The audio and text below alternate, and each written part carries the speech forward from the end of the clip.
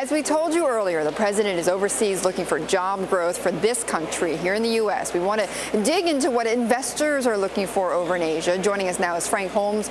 He's the CEO and Chief Investment Officer of U.S. Global, which manages nearly $2.5 billion. And Frank, thanks for joining us. First off, is Obama going to be able to create some jobs by moving investment in Asia?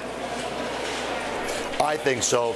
Any policies that are for peace and prosperity will resonate greatly in Asia. And I think that this is a very, very significant strategy move for President Obama.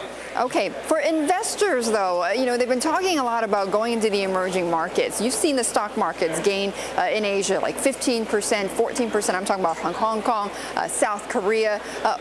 Why is it Why is that? What's going on there? Well, the big thing with the emerging markets is take a look at the debt as a percentage of GDP.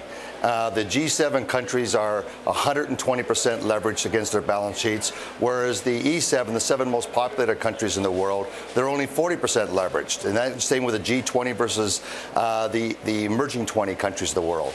You can easily see this, so that therefore there's a greater propensity for them to be able to get their economy going faster, and their policies are less government and more job creation by free enterprise.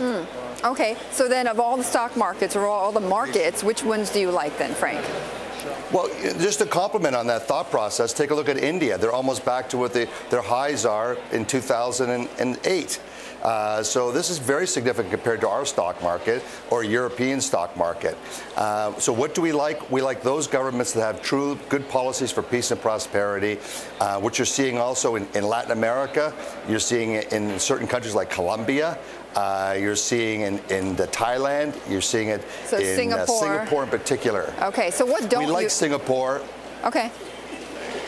And I'll tell you why, because Thailand's difficult to buy stock in, Malaysia's difficult to buy stock in, and Singapore is positioning itself to be a financial mecca center throughout all of the southern region of Asia. Right, they've been positioning that for a number of years. Frank, really quickly, what don't you like in Asia, though? What don't I like in Asia? Is this sort of inability to be able to freely move into markets. Which market don't you like? Quickly, which market you don't like? The challenges is countries like Thailand are difficult to have liquidity. All right. Okay, Frank, we'll leave it there. Frank Holmes of U.S. Global Investors.